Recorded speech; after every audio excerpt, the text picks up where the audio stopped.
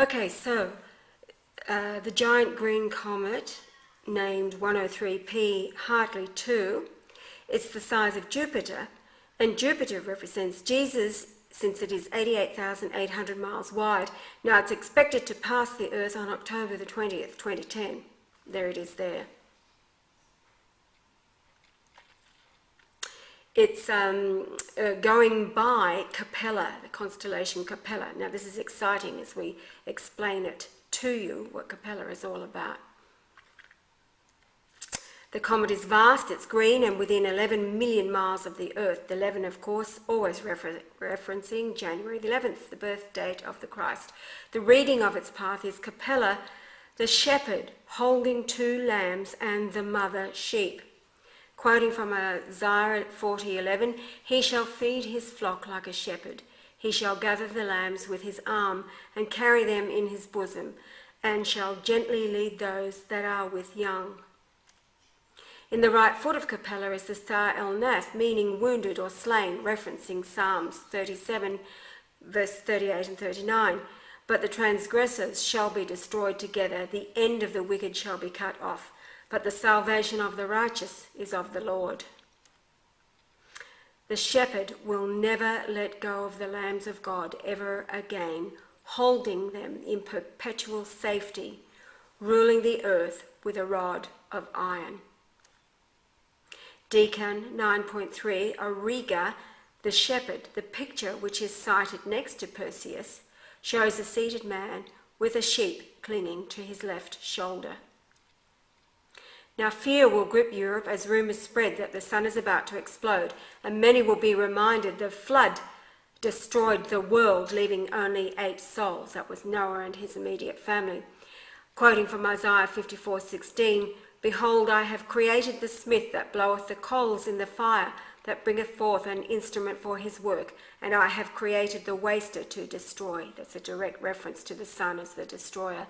Ezekiel 28:16, by the multitude of thy merchandise they have filled the midst of thee with violence, and thou hast sinned. Therefore I will cast thee as profane out of the mountain of God, and I will destroy thee, O covering cherub, from the midst of the stones of fire. Now the star over Rome, M94, that was identified in last night's video, is a direct reference to Revelation 9:4, quoting, and it was commanded them that they should not hurt the grass of the earth, neither any green thing, nor any tree, but only those men which have not the seal of God in their foreheads. The absolute magnitude of M94 is the pyramid height to the summit platform of the rejected capstone, which is 454 feet, the rejection by the churches of the Lord. Here is Murphak holding the head of Medusa in his left hand. Murphak is representative of Christ, and the head of Medusa, Satan. And we're talking about the satanic churches that make up the body of the pyramid. Here is the Virgin, Virgo, Mercury, and the sun in her left hand. Now the stars of the zodiac, reiterating, are only pertaining to Yahweh, Jesus Christ. And of course the Virgo is the Virgin, which brings forth Christ. The bird, or corvus, the raven or crow, is the bird of doom, tearing the serpent. Raven is part of Leo. And there is Leo, the lion of Judah. Explanation in the constellation, we've got 1 Virgo Spica, which means seed, and it's Virgo's brightest star. Number 2 is Coma, the infant, the branch, the desired one. Number 3 is Centaurus, a centaur with a dart piercing a victim, and 4 is Butes or Arcturus, the great shepherd and harvester. The explanation is the Redeemer promised, 1 Virgo, Christ, the promised seed of the woman, born of the royal line, and 2, the seed is Christ, to be the desire of nations, and 3, the man of double nature in humiliation, 4, Christ, to be the exalted shepherd and harvester. Coming over to Capricornus, number 18, you've got Sagitta, the arrow or killing dart sent forth, the naked shaft of death. 19 is Aquila, the eagle, pierced and falling. 20 is Delphinus, the dolphin springing up, raised out of the sea. The Redeemer's people, it's about the story. Capricornus is life out of death. 18 is the arrow of God, the piercing truth, the arrow that finally pierced Christ. And 19, he was pierced and falling. 20, but then springing up again in abundant life.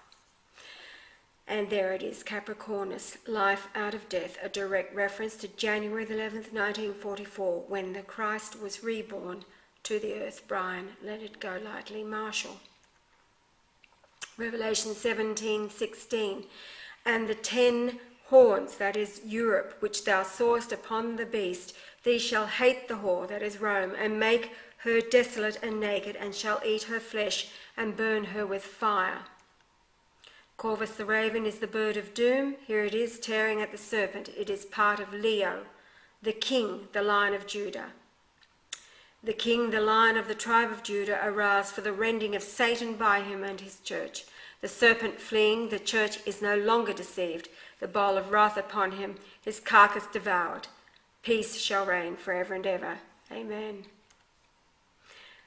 Revelation 17:17, for God hath put in their hearts, that's the 10 nations of Europe, to fulfill his will and to agree and give their kingdom unto the beast until the words of God shall be fulfilled. Now as the sun increases in unprecedented output and threatening the earth, the nations will look at all reasons why this threat is upon the earth. When all avenues and possible explanations by the so-called experts and web pages fail to satisfy the masses, this is the time of the 144,000. They'll begin to reveal that Yahweh is behind it all. Day by day, the whore refuses to acknowledge Yahweh is here and he is the true king. Brian Leonard Golightly Marshall. In the Aramaic tradition, the sun is the destroyer, literally. And there is the comet.